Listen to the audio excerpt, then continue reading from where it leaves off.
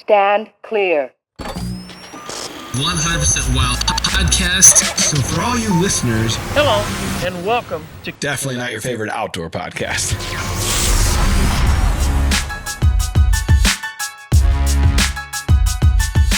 What's up, everybody? Welcome back to the Drury Outdoors 100% Wild podcast, powered by DeerCast. Popping my peas over here. Your episode, what? You're Tim. I know. 261. You're Tim Chelswick. You're Matt Drury. And before we jump in, I gotta recap a little bit of last week. We had Dustin Lynch on. We had Terry on again, but we had Dustin Lynch on, and we also got to witness Tim's soul leaving his body. Witness is a good word for that. Yeah. I just asked if the real wild clip of the week next week could be us recapping Tim's body leaving his soul, and then Dustin's face. So here's what happens if you didn't watch it or listen to it. Tim's been trying to sing Seminole Wind on the podcast for basically since he picked up his guitar. I mean, that was the whole purpose. I've been saying no since he picked up his guitar. Well, he brought his guitar in order to get it signed by Dustin. And somehow along the line, this ghost hand handed Tim a guitar from offset. and then we goaded you into playing Seminole Wind in front of Dustin. It really was like a turkey, like a gobbler seeing just a tail fan. I just remember seeing the guitar coming at me like this. I didn't see who was behind it. It was Joe, by the way. Thanks, Joe. Just a big guitar coming at me. And I was like, oh boy, this is happening. Yeah, well, it was hilarious. That's what it was. For an observer. Because Dustin, I know, he's kind of an accomplished musician. And then to have to play, the whole reason I wanted to play was it was a gag, like a stunt for the show.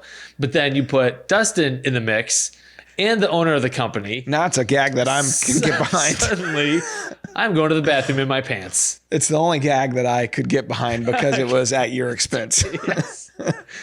And Terry was like, "Why didn't you go through the chorus? Sing And I was like, "I wanted hit to get the high notes, Tim. Segment as quick as possible." Well, we even put lyrics in front of Dustin so that if he wanted to sing along, he could. And he just stared at you up the river like you were a monkey doing a math problem. Man, it was hilarious. Yep.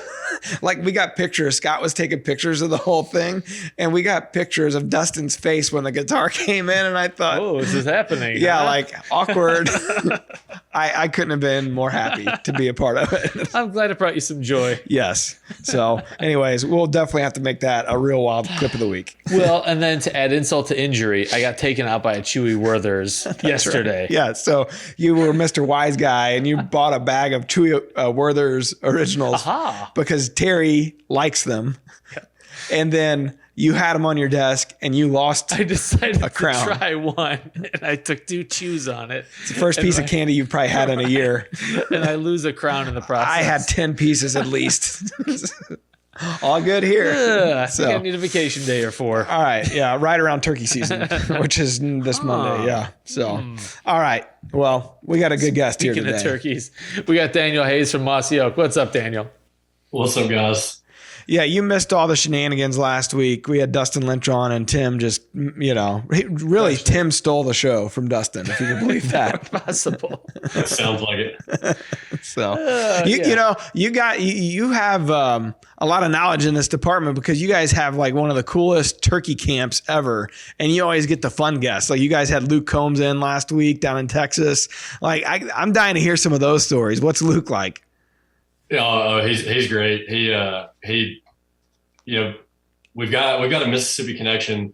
Luke's from North Carolina, but there's a couple of his best hunting buddies that both went to Mississippi State. One of them, Dan and Reed Isbell. You might have met them before, the brothers hunt. Yeah. But they were at NWTF the past couple of years because they live around Nashville. But one of them, Dan, had a band at Mississippi State called Jamie Davis and Soul Gravy, and they had a song called Mississippi Moonshine. We used to go listen to them at the bar, and we never after they graduated, we never heard anything from them. Jamie is Luke's guitar tech, and Dan is one of Luke's closest songwriting buddies now. He wrote 5 or 6 songs, including what's going to be the first cut single off the new album. That's awesome. Anyway, so we got to know Dan and Reed and Luke all together, and you can't leave the camera rolling for a lot of it, but it's one of those groups of buddies that just start talking crap to each other and you're just crying, laughing. Lou looked like he's just a good old boy. Like you could have him in any camp and have a good time. Yeah, 100%. I mean, he's our kind of guy.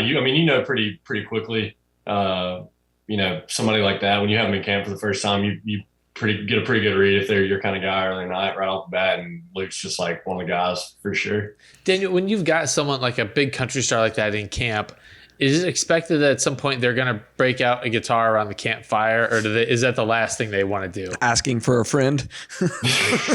Don't invite Tim. No, I mean, with a lot of guys like that, I mean, it depends on what point they are in their like touring schedule or what kind of year they've had. Luke, obviously, it's been mayhem. He's playing sold out shows at Madison Square Garden. He's about to play a couple of his first stadiums. He's playing the freaking Mercedes-Benz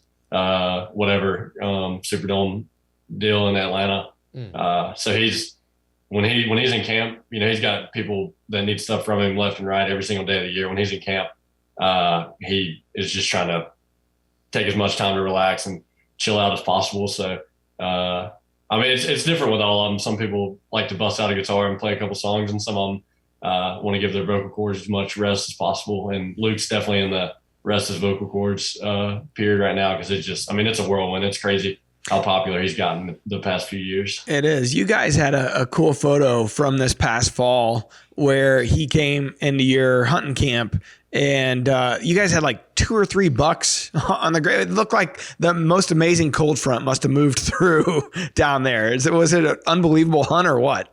Oh, it was the best week of deer hunting that we've had in years. I mean, probably a decade. It was crazy. We normally, we're like, if y'all are the big leagues for how y'all organize and manage your property, like on the management side, we're right there. But on the organizational side, once deer season rolls around, we're like, we're still in high school compared to y'all. We've got old tree stands still hanging around, and we're lucky if we get one really, really good week a year. We just don't, and we don't do a lot of entertaining either. We had Luke and a lot of his buddies, all people that we're friends with, come down, and we're just hoping we get 1 or 2 really good hunts. And we ended up killing 6 bucks, which is unheard of for 5 days of hunting down there. My cousin Jack was down there with us too, and he killed one with his bow to cap the week off. But it was Neil, myself, Vandy, Jake, Jess, some of the guys that were helping.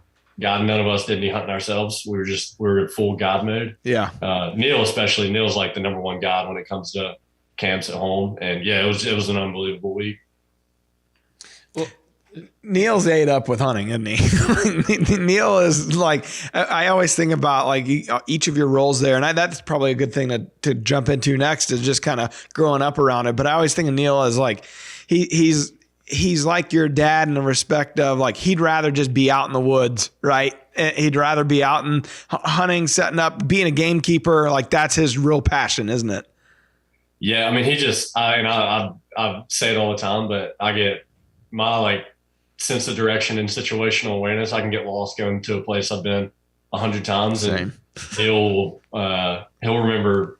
I mean, literally it's happened before.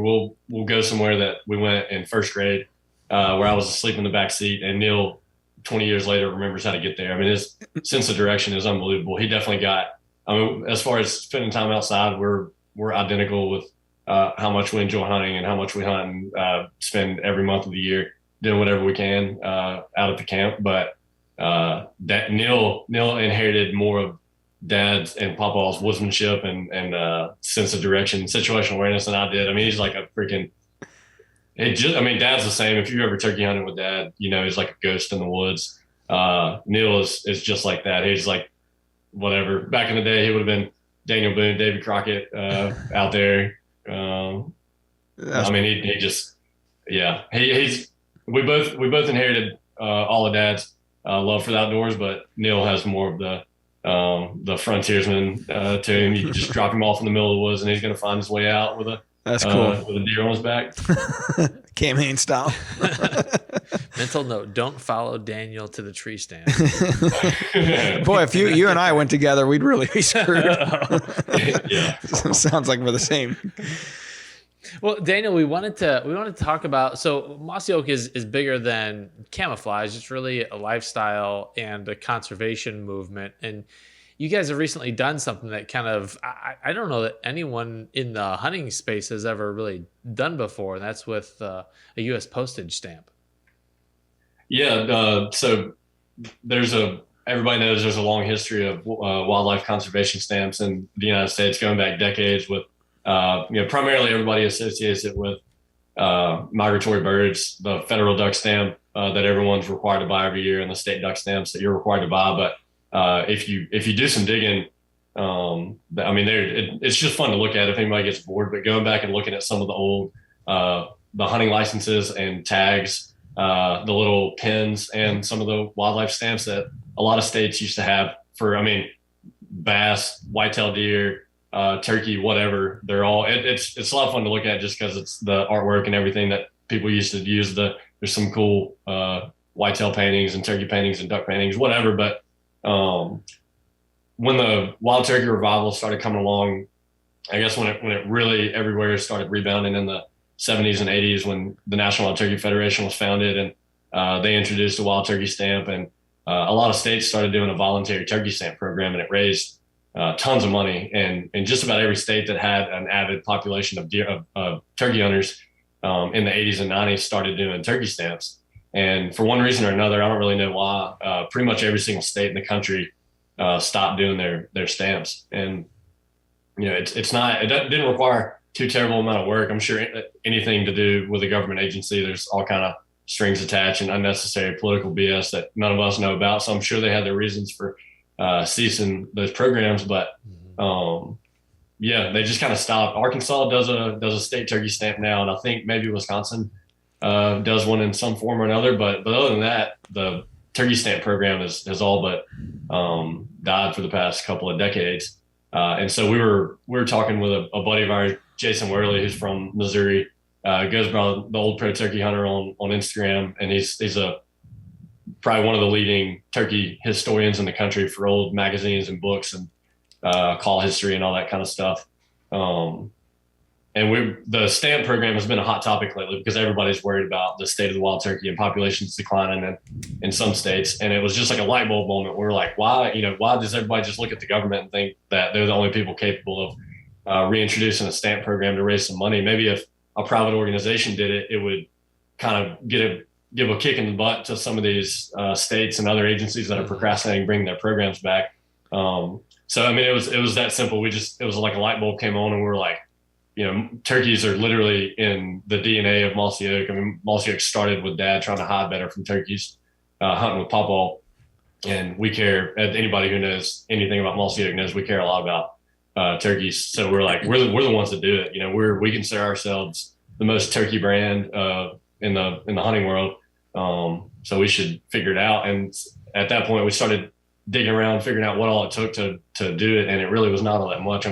If a kid wanted to do it as a school project, and somebody gave him a little money, he could have pulled it off. It was because we just started talking about it in the winter, in the middle of deer season. And so the most important thing at that point, when everybody sees the stamp, the artwork that you use is kind of the flagship that is the focal point of it. And back in the day, Mark and Terry probably remember it, but there's an old painting called A Mossy Oak Moment that was painted in 1996. And it's been it hangs in Dad's office, and it's been above the mantle at our camp for my whole life, or most of it. I was 6 when it was painted, but we saw it and we were like, all right, well, there's only one painting we have to use. It's a father and a son sitting up against a tree, and two longbeards strutting in front of them. And it's a beautiful painting. But for whatever reason, we didn't own the painting, even though we commissioned it. And the guy that painted it was kind of a recluse. He's like a tile contractor. He lived back and forth between Montana, Wyoming, Arkansas, kind of bouncing around. And it was really like, we didn't have any kind of modern means of communication to get up with him. And we couldn't track him down. And so I was like, dang, I'm way too indecisive if we had to commission a new turkey painting, trying to figure out if we use Ron Kirby, who's good buddies with all of us, or go another route with a kind of unknown artist. And then a friend named Brent Rogers, who's one of the other leaders from Iowa, but he's one of the other leading turkey historians in the country. He just goes and tracks this guy down on his own without me even known anything about it. So anyway, we got permission to use the Mossy Oak moment, and after that, it just all came together. And we didn't really know how many we were going to sell, but if you might have seen the Outdoor Life article that they published, but we raised $20,000 in the first 24 hours, and it was buzzing on social media. So many turkey hunters were fired up that when we introduced it, the reaction was amazing to see. And it's going to be something that we do every single spring now.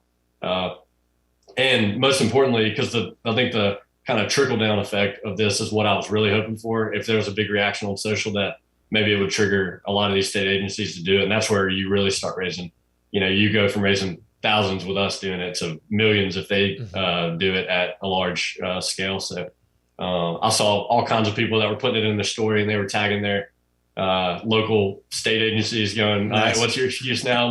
Mossy Oak just did it. So let's see it. So I think it will have an effect because Mississippi was already close to bringing it back out. Missouri is everybody looks at Missouri as one of the best state game agencies in the country and has so for decades. Mississippi is also one of the ones that leads the way with turkey. So I think you're about to see dozens of states bring it back out, and it's going to translate to millions of dollars raised for wild turkeys. So that's incredible. So when you guys go into this process, you're working with the government. They're printing out the stamps, but you're facilitating the actual purchasing. Is that how it works? Like, I know you go to Mossy Oak's website, it's $15. You purchase the stamp. Literally all proceeds go to turkey conservation. So the government or any state agencies don't have anything to do with our stamp. This is completely independent. So we, because it's not an official U.S. postage stamp, so we just did it completely on our own. Every cent from the $15 of that stamp is going to go back into a fund that we've established. And where I think the biggest gripe that pretty much anyone has, because nobody really trusts completely any government organization because of the lack of transparency that they see sometimes. And, with any organization, people, they just never know. They always just assume a little bit of whatever they donate is going to go toward paying someone's salary or some kind of fees that they're just not aware of. And, with places like NWTF and groups like that, like obviously they have to pay some bills, even though they do more for wild turkeys than anyone in the country. There's just when you have a big organization, there's just a little bit of overhead that is part of running an organization that big. So transparency is the biggest thing, because that's what we see most people complaining about. They just want to know exactly where their money goes. And the other thing is that you see on social media, especially with Mike Chamberlain and the Wild Turkey Doc, people that are really transparent with their research. You see a lot of good projects going on, but it's not like these people have GoFundMe pages or Venmo accounts set up where you see really good research going on. You want to donate $20 or $100. There's not really any kind of program set up to do that. So for us, there's a lot of turkey hunters out there that even if it's $15 or we had people buying, 20, 30 stamps at a time. If they have somewhere they want to donate their money, but they don't really know how to donate it other than giving it to the NWTF. If they want to fund just one specific project, there's no way to do that. So for us, they're giving us our money, and they're trusting us as a turkey brand to make sure it goes to the right places. And for us too, because a lot of people, they say, whatever, if you're funding something in Mississippi or Georgia or Iowa, whatever, what good does that do me if I hunt in Minnesota? Mm-hmm. And most of the really, really, really good turkey research going on right now, there's an amazing project in Missouri going on where they're tagging poults, which is fascinating. And we had them on the Gamekeeper podcast, and there was a lot of really cool things that you never would have thought about with, all that would go into having to tag poults and study them. But whatever, all the research that they're doing, that's not going to benefit Missouri. That's going to benefit every single state in the country that has a huntable population of turkeys. The same way St. Jude operates with cancer research. They do some of the best research in the world there, and they share it with every hospital in the world. It's just open source. So a lot of the most important turkey research going on benefits every single state in the country. So that's kind of what we're looking for. We're not trying to spend all this money to fund something that only benefits 2 or 3 states. We want to find research like what's going on in Missouri right now that benefits everyone's turkey populations, and biologists in every single state. So you're working with Dr. I saw on your website, you're working with Dr. Chamberlain and one other guy, right? And they're going to help Marcus Lashley. Okay. Down in Florida. They'll help dictate where the funds go, what projects you guys invest all the funds into, correct? Yeah, that's exactly right. I think they're two of the most trusted and reliable wildlife biologists in the country, and they both are very active on social media, so people kind of trust their level of transparency. And the coolest thing with guys like that, and the way social media has made knowledge accessible, you get a lot of guys that they're wildlife biologists and they call themselves doctor, but they're more worried about speaking in terms that only someone with a doctorate degree can understand, and not really in terms that the average hunter can understand. But Dr. Chamberlain and Lashley both, they're incredible at taking really complicated research and putting it in words that, any of the three of us or any other regular hunter who doesn't have a doctorate in some wildlife biology field can understand it clear as day. So that's the most important thing, is there's good research going on, but you need to translate it in terms that any hunter can understand. And that's what they're doing. So I think a lot of people trust them, and we're really proud to be working with them under their guidance. I love the fact that you guys have sidestepped the federal government because of the bloat and the inefficiency and the lack of transparency, and said, screw it, we're just going to do this ourselves. And you've got guys that most of the turkey world trusts to make good decisions. And the other aspect is, like, you can be way more nimble. It takes the government months and years to make a decision, but if you find out about some good research happening in West Virginia or whatever, like, you can turn and pivot and make that choice as to where you're going to allocate. Now, in terms of, is there going to be a reporting function at some point, like a feedback loop for folks that are maybe invested in this process now?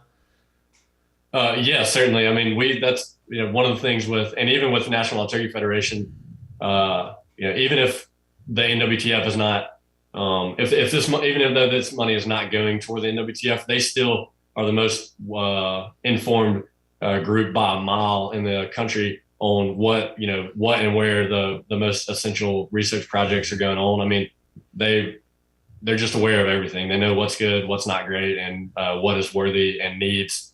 And one of the most important things is who needs money, because there's a lot of government grants that go out all the time, and you might have some people that get $1 million, and then you got somebody else who is really passionate that needs $2,500, and they can't. They're trying to sell cakes to raise money. So being really nimble, like you said, and using the guidance of these people that really know who needs the money and where's the most important.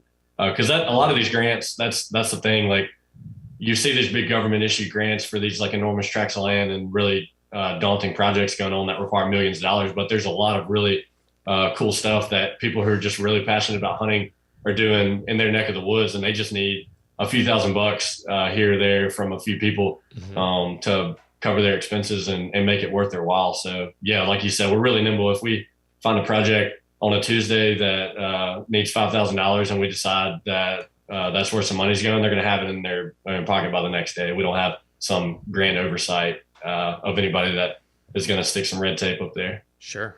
So you guys are, one of the kind of the mottos there is the camo conservation. And what exactly, to the person at home listening, what exactly does that mean? I mean, I know personally what conservation means to your grandpa, to your dad, to you guys. What's that mean from a company perspective, and kind of internally the message that Toxie kind of from the top down gives to everybody, and how you guys go, whether it's Ducks Unlimited, NWTF, Turkeys for Tomorrow? What are the things that you guys are doing to kind of classify yourselves as the camo of conservation? Yeah, I mean, I think it has a couple meanings. One, like you already hit, we've supported all the major flagship conservation organizations in the country for a really long time. All the National Wild Turkey Federation, Ducks Unlimited, QDMA now has a different name, but back in the day they used to tell a story about Dad had to take a loan out to write him a check to donate money to him to make sure that we were taking care of everyone who needed taken care of.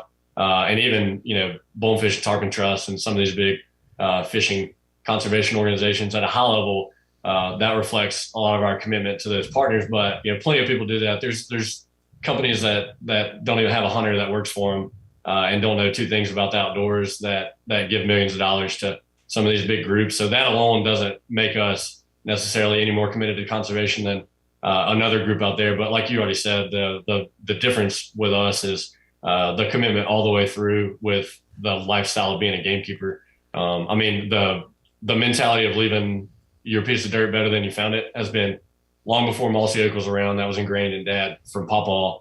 As everybody who's seen Dad and Pawpaw together, they know that that's what they care about. Without the land and the critters, there's nothing for us to enjoy. So taking care of them is first and foremost what's most important. And I think more than our commitment to all of our friends that have some of these flagship conservation organizations and the amazing work they do, we will always support them. But the thing that makes us different is the aspect of being a gamekeeper.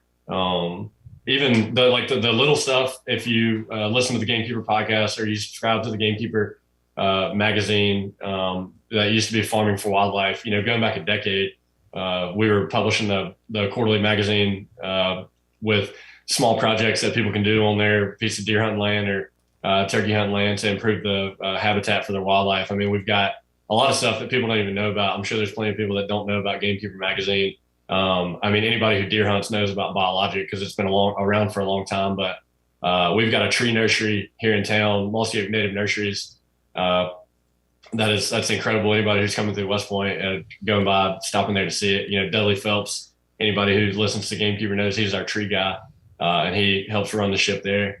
Mossy Oak Properties, you can literally do anything you want through Mossy Oak, and some of these things like the nursery. I mean, we just operate that like a small business in town. It's not like it pays all the bills, but it is 100% reflective of the things we care about, and in any aspect of your piece of dirt, whether you're buying land or you've just got a hunting lease and you want to plant a food plot on it or plant some trees and improve it, you can do all that through us. And those are, my mom used to call them hobbies gone wild because Dad, he really cares about trees. He really cares about nutrition for deer. He really cares about land. I mean, all these things were manifested in the things that make up Mossy Oak with some of our conservation brands. And yeah, more than anything, that commitment to conservation, it's all about, because there's plenty of hunters. You talk about conservation and you just immediately think about these big organizations, but Earth Day is coming up and you get a bunch of people that don't hunt that try to act like Earth Day is all about their way of life. And a lot of people that live in cities that, might get outdoors 10 times a year that think that they're leading the way in conservation. And I mean, hell, even if all you do is plant food plots for your deer and you take really, really good care of the wildlife on your land, you're doing more than 99% of the population of the country, regardless of if you're giving your money elsewhere. If every hunter takes care of his piece of dirt, that's the most impactful thing on the planet. And that's what we try to empower everyone to do. We want every single person out there that, whether you duck hunt, deer hunt, turkey hunt, whatever, we want you to be a gamekeeper on your piece of dirt. And collectively, I mean, we all know that hunters do more than anyone ever thinks. Because like we said, the little projects that people do on their dirt just to improve the hunting quality, they might not be actively doing that, saying I'm the biggest conservationist in my county, but they are. Like, all those things are the things that make what we do so important for the health of the wildlife where we hunt. Yeah. Between Matt and I, there's a lot of turkeys that we haven't killed. And that's how we help conservation. I need a tree guy. These guys are legit. When you got a tree guy, you're a gamekeeper. You're a tree consultant. Well, I'm Austin Delano too. He's the. Oh, sorry. That's all right. Coming in. That's Austin right there. We've got the tree guy Dudley, and we've got the food plot guy Austin Delano. So I've got no shortage on top of Dad and Papa. I never have a question that I can't immediately get an answer for. We always called Bobby Cole Bobby Logic. Yeah, Bobby too. Yeah, if I've got a question, I'm calling the Gamekeeper crew, and I'm usually getting an answer for it. Yeah, they know their stuff. I'm curious. You've mentioned your grandpa quite a bit. Obviously, your dad and that history. I'm wearing a Mr. Fox shirt. You guys do such a good job of continuing to make sure your grandpa's getting out there and trying to get a turkey hunt. And how old is he? 93 now? He's 91. He's 91. He'll be 92 in a couple of months. So I assume that you guys are going to try to get him out there again this turkey season, or no? Oh yeah, yeah. I mean, it's like, yeah, as long as he can hold a shotgun, he's going to be getting out there. And even if he couldn't, we'd be riding him around in a golf cart. Yeah. Yeah, especially the way the last 2 years went, and we know a bunch of old people that don't have great immune systems were kind of confined to their homes for better or worse. Papa had to spend a lot of time indoors, and his health's not great. So now, even though the world's back to normal, and he's not worried about anything health wise, he spends a lot of time on the couch just because he can't get around and move like he used to. So he looks forward to the time he gets to spend in the woods more than anything. I mean, it's so rejuvenating for him, and it giving him something to look forward to. If he didn't hunt, I mean, I don't even know that he would still be around, because the excitement that he gets just sitting at home with the anticipation of knowing he's going to go. I mean, he killed two bucks this past year. I'm sure a lot of people saw the picture of him and my grandmother with his deer that he killed in January, but he killed another one on the next to last day of deer season in Alabama that we didn't even share pictures of. And then he got a shot at another one the day after that and got so excited that he dropped his old rifle on the ground and kind of knocked the scope off center. I mean, he gets so jacked up for it. It is crazy. You would think that you get to that age and maybe you've chilled out a little bit because you kill more deer and turkeys than most people are ever going to see in their lifetime. But I mean, it's the opposite. He gets so excited, and everybody associates him with turkeys, and for good reason, because he's been obsessed with turkeys his whole life. He's been hunting them longer than just about anybody who's been alive. Because back when he started, there just weren't very many states that had a huntable population. But man, he gets jacked up about everything. He's killed I don't know what his streak's at with deer, but even though he gets to hunt less than 6-7 times a year the past few deer seasons, he's killed a buck, and a couple of seasons more than one buck the past few years. I mean, he's a killer. Like, everybody thinks that he gets out there and it's just like, oh, he spends time in the woods, that must be so good for him. He probably doesn't care if he gets one or not. I mean, no, he's still every bit of a killer as he used to be. I mean, he wants to kill one so bad. Don't get me wrong, it means a lot to him just to be out there, and it does for sure. I mean, it lifts his spirits and his health's better, and all that. But I mean, he wants to kill one so bad. How many consecutive turkey seasons has it been that he's harvested? Is it like 71 or something? 74. Like so 74. This is season 75. So we got to get him one. We got to get him one this year. That's crazy. I mean, that's incredible because, like you said, I mean, you date back 75 years, there weren't many turkeys. Mm-hmm. I mean, really, not a huntable population hardly anywhere. No, I mean, when he killed his first turkey in 1944, he was too young to fight in the war. So, and he was too young to even lie about his age, since he was born in 1930. So he was 13 when he killed his first turkey.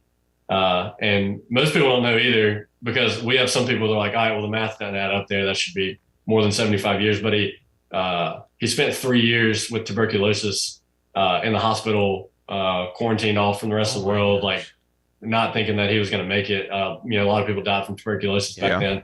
And he spent, I mean, years, right when he got out of hospital, he wanted to go to Mississippi State. That's how he ended up in Mississippi, because he's from Alabama. But for 3 years of his life, he couldn't do anything outdoors. He couldn't hunt, couldn't do anything. And he ended up pulling through and having a normal life and family and everything. So there's a few years that he wasn't able to hunt. So his streak is, has a little asterisk on it. He wasn't able to hunt for those few years in his early 20s, but every year that he's been able to turkey hunt, excluding those, he's killed a turkey. For a lot of people, now we got to honestly, his deer streak is probably pretty close. I mean, he freaking loves deer hunting too. He's obsessed. And there's not a streak that we've kept count of there. But like I said, this past year, the past 5 years, really, it's like, even if he only gets to hunt 2 or 3 times, because you have to have 2 things work out. One, he's the opposite of a normal deer hunter. He's like, if we want Pawpaw to go, we're hoping for like 70-degree afternoons. Yeah. Because if it's 48 degrees, it might as well be 20 for him. It's just way too cold for him to hunt. Yeah. And, so the days when the weather's not great for other people in deer season, especially in Mississippi, we get some of those days where it's 75 and sunny in the middle of December. Those are the times when Pawpaw gets to go. So he's got 2 things have to work for him. 1, the weather, and 2, he's got to wake up on the right side of the bed and be feeling good. Yeah. So these past few years in deer season, he's only had 2, 3, maybe 4 days where he could go deer hunt, and he's killed a deer every single season. And like I said, this past year 2, and even had a shot at a 3rd buck after that. And same with turkey season. He's only been once so far this year, even though our season's been open for 3 weeks. And he didn't get one, but this kind of mid to late April when the weather is more consistently good, after hopefully these tornadoes coming through tonight are the last stretch of really severe weather. But yeah, whenever it starts getting warm, the window, deer season is just different because you have the windows where it gets warm and the weather's good enough for him to go are just really small. But once April rolls around, every day, theoretically, it could be a day that he could go if it feels good. So Sure. Wow. That's an inspiration. Yeah. I think about when my grandpa passed away, they started taking grandma hunting, and she'd been hunting before with them, and he had been hunting a couple times with them, but by and large they were just always traveling. Like their passion was just kind of traveling and going places together, seeing the country together. And so when he passed away, grandma, I think Mark was like, hey, why don't you come up for hunting? And they started with the deer hunting. And I think the first thing was turkey hunting. Actually, I think Dad brought her up to camp for a turkey hunt. And like this past fall, he had her in. Mark gets her on a deer every time she's there. Yeah. I mean, he's Mark's the master guide. But Dad had her up this year for deer season, and he could not get her on a buck. Like any buck would have been on the list. Like it didn't matter what size, what age. Like she could have killed anything she wanted. And they just had, like you said, like it was always warm weather days. It was always like he built a lift on a tractor on the front bucket of a John Deere because she has real bad knee problems, and she's getting ready to go into surgery for it, actually. And so they'd put her on this lift and lift her up into the box blinds. And they built like a bridge with with handles and everything to get her into the box blind. So it was always a lot of commotion in and around the hunt, and it was usually warm days. And I think she killed 3 does this year, and she's a deadeye, but she really struggles when it's she really struggles when the deer is kind of running or walking or getting it in the scope, and it's usually on a bog pot or something like that. And so they just didn't get an opportunity at the buck, and she lets Dad hear about that. like through the season, she kept saying like, maybe we should go to Mark's. I couldn't think of anything funnier for Dad to hear that his mom's telling him that maybe they should go to his little brother's place to try to get a deer on the ground. But I know that I can relate in the aspect of it's a very special feeling to continue to get them out, and it's something that they look forward to. Like she lives in a little community now that she moved into. It's not even assisted living. It's just like a retirement community. Retirement community thing, and it's a lot of older ladies that a lot of the guys have passed away. Right, yeah. And she brought in, we had her deer meat made into Oberle dog, which I've talked about on the podcast before, basically a summer sausage. And she cut it up and brought it in, and they gobbled it up. They all, like, she's a celebrity at this place. Sure now, because they know that she's been on TV and she kills deer. And she's, she's 86 or whatever, like everybody's amazed by it. So I can only imagine. I know like Mr. Fox, like the persona around him on even social media, it's been fun to watch in this day and age because he's a celebrity, right? And he probably doesn't even know it or even care about that. But just him being able to get out there, he's a celebrity. Hell, I'm wearing him on my T-shirt. It's so funny. Yeah, he still has a flip phone. He calls me and Neil all the time with like something. He'll have a problem. My grandmother will be on the computer, has some issue, got to be fixed, but there have been a few times where he calls us and he's like, hey, my phone's not working. It won't ring. We go over there and it's just on vibrate. We got to turn the volume up. He could not, he doesn't even know how to use the internet, never even been on the internet. I mean, like I said, still has a flip phone. He's as old timer as it gets, but it is hilarious because all these people out there that are pulling for him and following along and wearing the Mr. Fox t-shirt and all this kind of stuff. And he definitely has no clue. I mean, we share some of it with him, but he can't even process it because he doesn't. It's literally, he's never spent a second on the internet. It'd be like trying to explain it to him in 1950.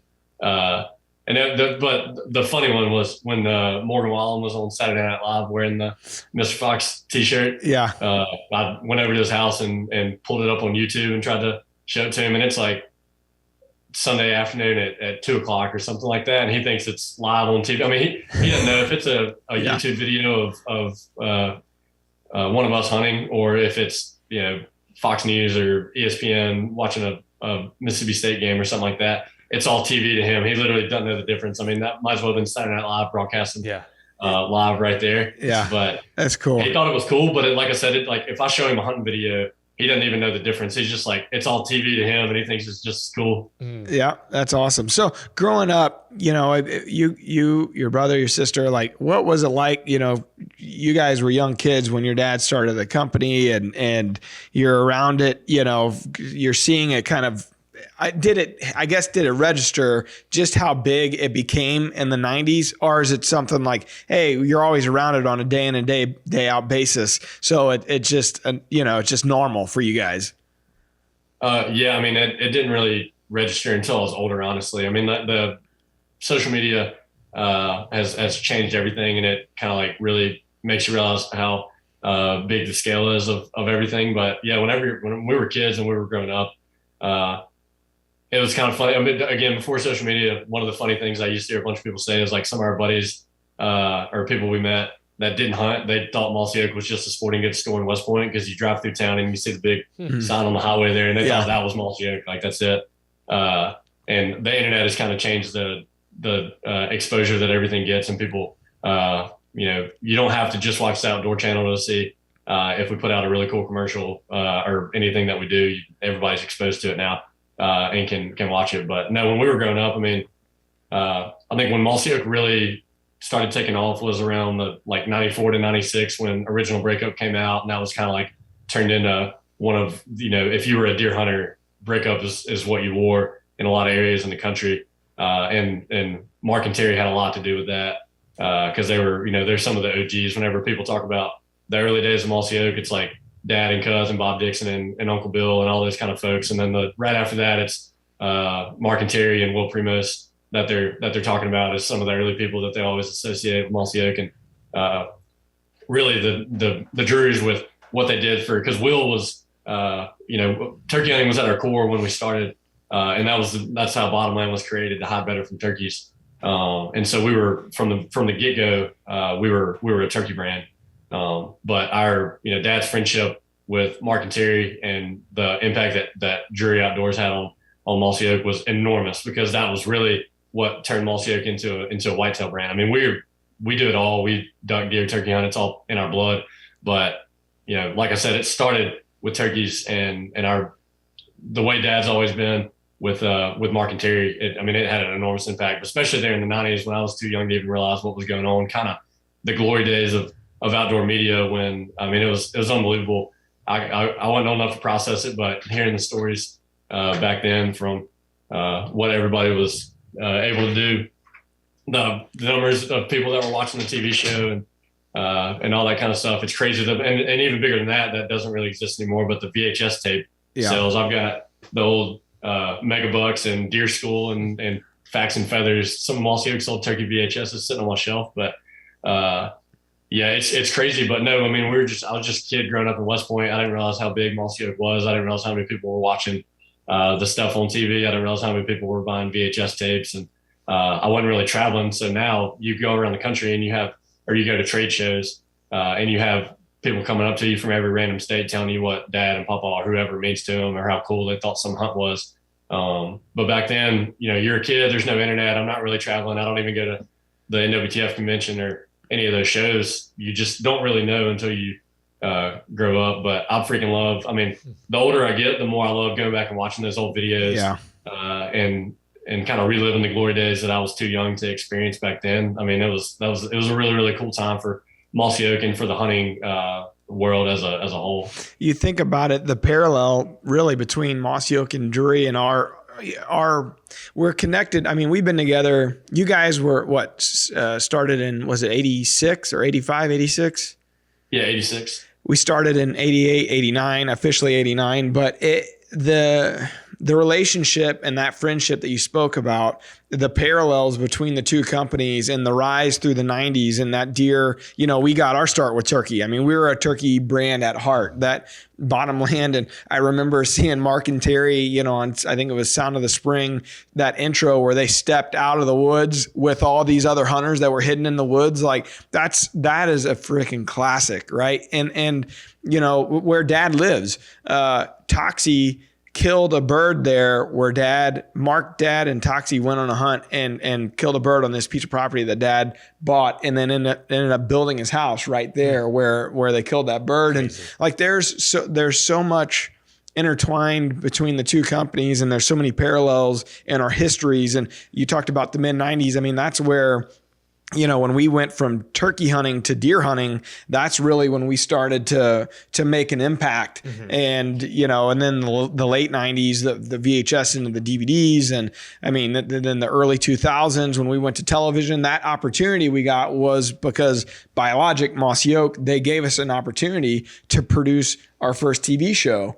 And it's just been crazy, the rise since then. And so when we talk about family and what the companies mean to each other, it goes well beyond what anybody can really think about, because of what Mark, Terry, and Toxie and those relationships that they formed back then, and how they've changed the course of I know personally, I can say for those two, the course of our history, our family history, and what our career paths might, Taylor, myself, Mark, Terry, career paths, literally. And then, we think about the employees that we have and the families that we help, the livelihoods that comes because of the relationship with Mossy Oak and the support that they've given us, really like blind support and everything we've done throughout the years. Take a gamble on these two boys from Missouri. Yeah, and continue to. I mean, whether it was Critical Mass or Dream Season or whatever the show is, these guys have always supported us,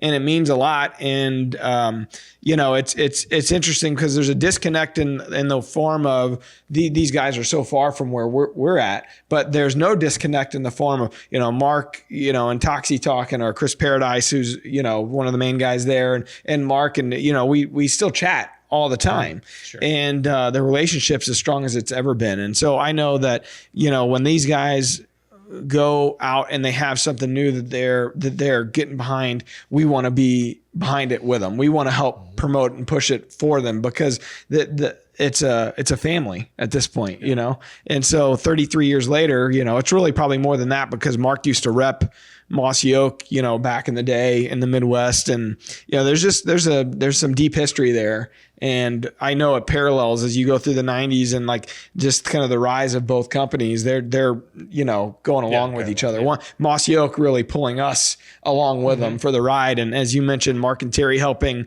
with the camo patterns there, and jumping into deer hunting in the mid 90s, like that's really where we then got our identity and brand identity going forward. So it's just been it's been cool to watch. And as you said, like growing up, I don't know that I was really aware of just how special it was, but I've been here at Drury for 18, 19 years now. And I've got to see a big part of our history, up close and personal, and to see it now compared to what I remember in the late 80s and early 90s, them trying to hustle and, get the VHS title on the shelves and get them in front of people. Like it's simply amazing to see from then to now what's happened, and in general what the industry has done in that 35-year time frame. So that it's just cool. I'm glad you came on to share some of that with us.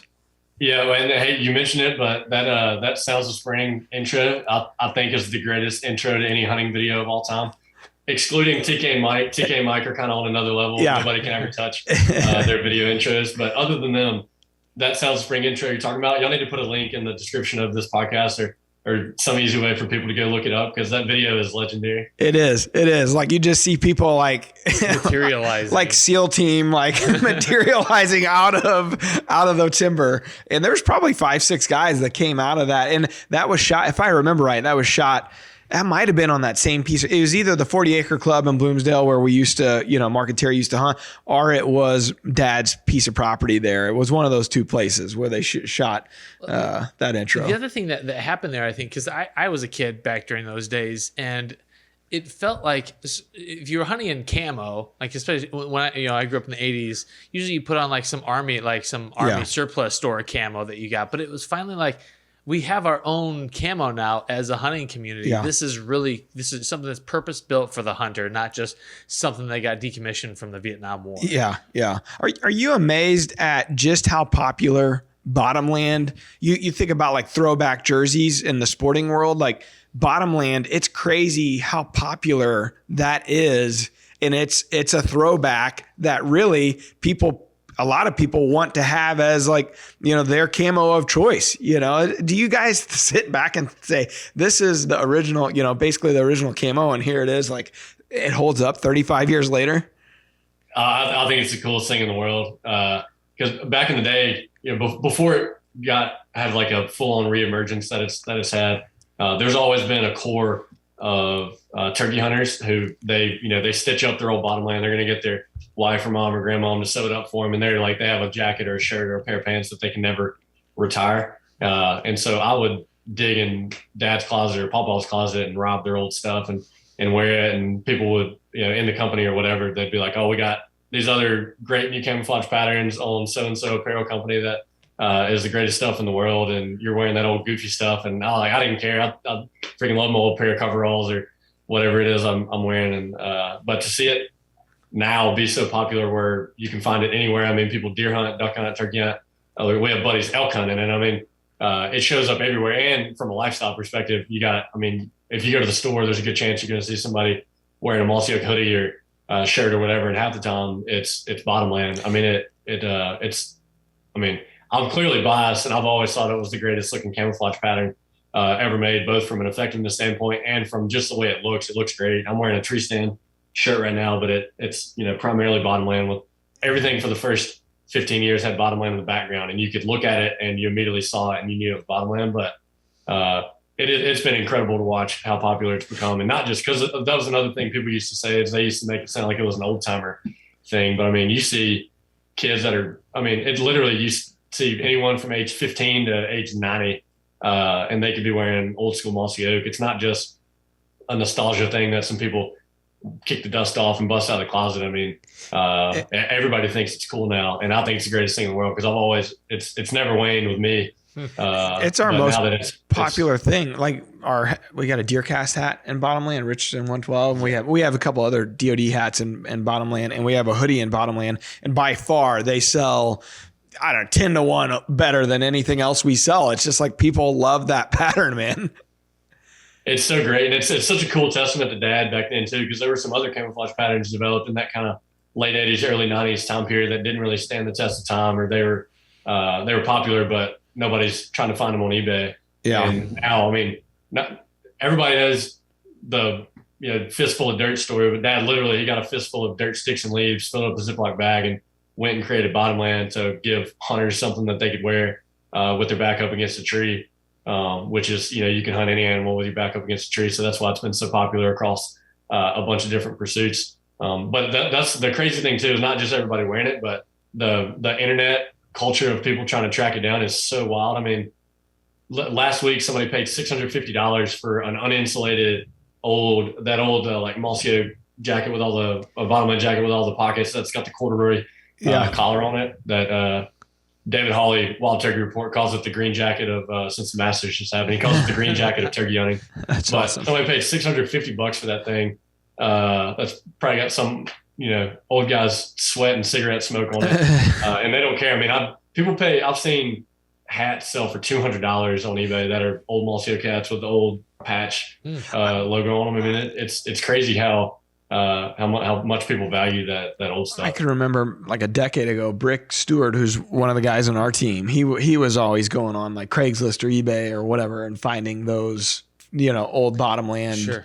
That and like old Drury VHS, like those two things, like, and Brick, obviously he's a big fan of the Mossy Oak side, and he was always writing Mark and Terry letters trying to get on the team from way back when. So he's a diehard, follower, but He's got totes of that stuff now. Yeah. But that's the guy you're talking about, basically. Who's going out and trying to find that stuff on eBay, and it's collector item. It's cool. I wish I had all my. He got an heirloom that not very many people have. I remember him buying it and sending a picture, but it was an old Mossy Oak shirt that had a patch on it that says either Mossy Oak team or Mossy Oak staff or something. Yeah. And I mean, I've probably seen less than 3 of those ever pop up on the internet. I think he got it for $40 or $50. He could probably sell it for $500.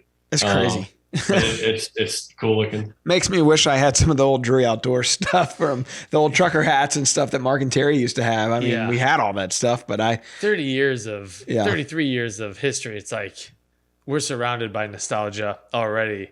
It's so hard to like figure out what should I keep and what should I get rid of because I'm running out of Mark space. and Terry err on the side of throwing it all away. Like, I know how they both are. It's like, no, toss it. It's nobody cares. It's like, oh, somebody does actually. Yeah. So, well, Daniel, we've kept you a long, long time. We're about to get into some of our shenanigans here on the set that we usually get into. You want to stick around, or you got stuff to do? And we totally get it if you got stuff to do. I do have to dip, but I've enjoyed the heck out of it. I love talking to you guys. Then, like you said, Drury and Mossy Oak have gone together. Forever. That's always been. That's the other thing I forgot to mention too. Dad loves telling the story about telling Mark that if he needed a job when he got out of school, that he'd just come talk to him and he would take care of him. He talks about Mark sleeping on his couch back in the day and applying for his very first job at Mossy Oak before he started doing his own thing and all that. So it really does. You said it, but we've been inseparable for the entirety that Mossy Oak has been around.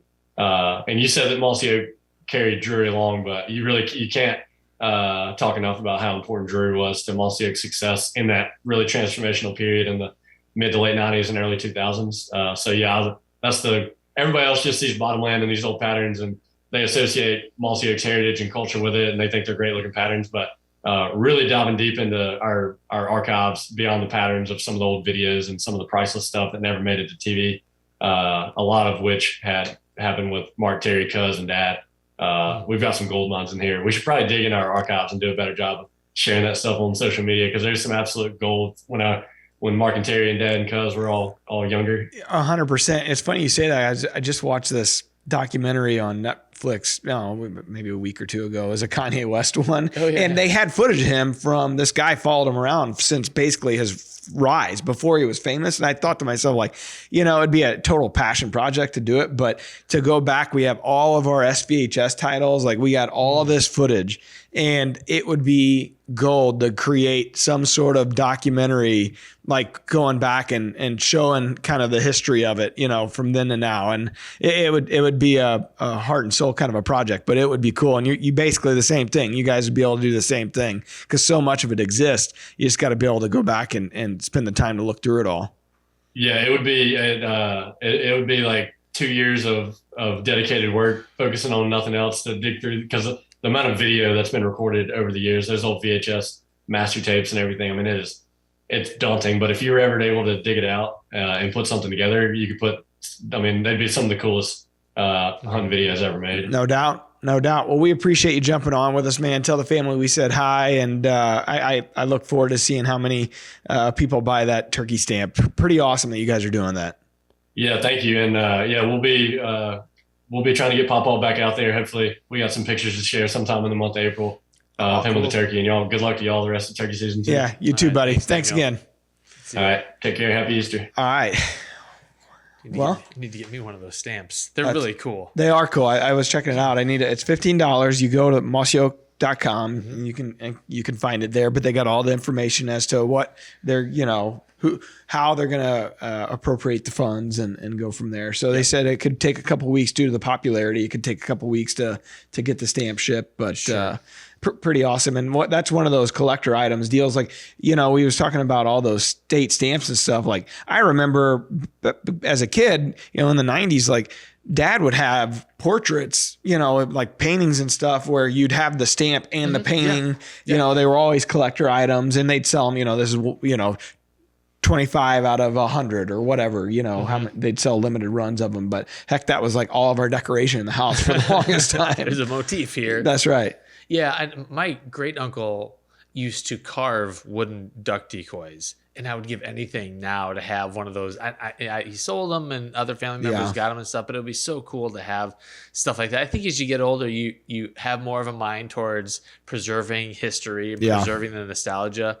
One of the things I'm gonna do for my kids is buy them lifetime hunting and fishing licenses. Scott was just saying that yesterday. We were talking about that. It makes just the economics of it makes so much sense, but I like the thought of them thinking of me, years in the future after I'm gone, like they don't got to worry about it. It's taken care of. Yeah. Yeah. Pretty cool. So we should probably get into our real wild clip of the week, because this one it's wild and it's domestic. Okay. Let's see it. Let's set this baby up here. All right, so we've got a huge bull squaring up with a buck, and obviously this is during the rut. Yeah, so we're sitting. The scene is it's like a barnyard scene here, and this buck is not I mean, it's a pretty big bull, and it's not taking. I was like, hey, get out of my way, man! You're in my way. I'll fight anybody right now. And the crazy thing, do you look at my girl? The bull is backing down. The buck has got this guy on his heels. It's probably like, what's your problem, man? The one thing well, obviously the buck is super, super aggressive, but also. And he's circling him. Yeah. He's like, and he runs the bull off here at the end. Yeah. And you think about like the logistics of the antlers getting in there. I'm thinking like the antlers are probably getting close to the bull's eyes and it probably doesn't feel great. And yeah, he's got nothing except one big hard head. Right. Poor bull. Yeah, but man, he postures. The buck postures. He comes on him sideways, kind of walks him in circles, up on him. And then he said, "Hey, get on out of here. Get on out of here. Get on up out of here." Yeah. That buck's got some cojones. Yeah, that's really wild. It was. All right. Real wild. All right. So moving along. Do we have any new rack packers? We do. Yeah. We got a whole bunch of them. That's the last thing we should do, or should we do it next? You tell me. You're the guy. Let's hop into our question of the day. All right. We got a buddy that needs a little bit of help with predators. All righty. So the question of the day is probably brought to you by Sportsman's Channel, the proud home of Winchester and Drury's natural born and everything red, wild, and blue. A lot of pride up in there. Question of the day from Herb Bowman. Is bobcats hurting your turkey population? Seems like it is here in southern Ohio. Thank you. So Herb's asking if bobcats are hurting the turkey population. I think that's pretty much a no-brainer. They are, right? 100%. Yeah. It's a nest predation is one of the toughest things that turkeys go through, whether it's coons or possums or, everything's trying to get a wild turkey, it seems like. Well, if anyone's watched a bobcat stalk and attack, I mean, we had that real wild clip of the bobcat attacking a small buck.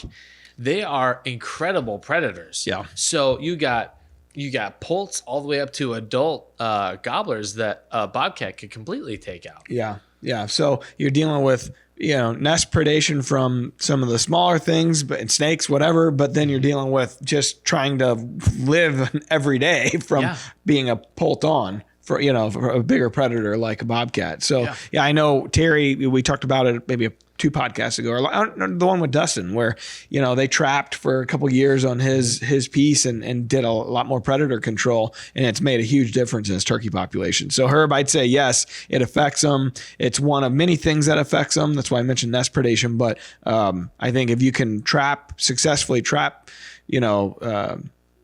bobcats, it'll certainly help your cause. And they're not too bad to eat. I'm going to take your word for that. I can verify that. Okay, speaking of words, the wildlife diarrhea. Word. It's brought to you. Did you hear that? I heard some crickets. I got diarrhea. Oh, do you?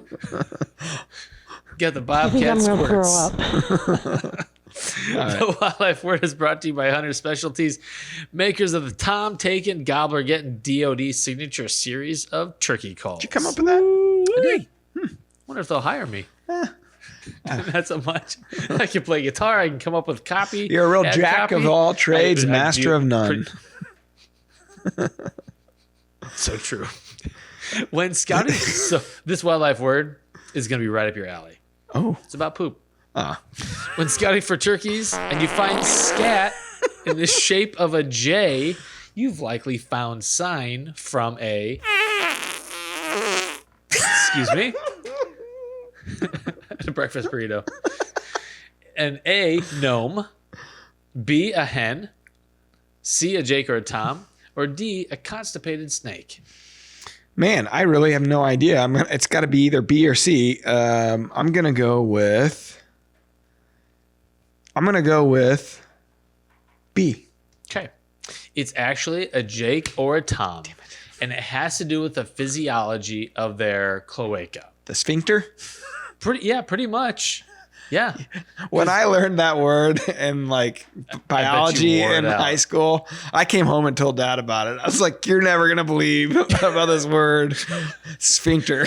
He's like, "Oh, great! I got a genius on my hands here." It's done me well in life. Look at us now. Did you know your body has multiple sphincters?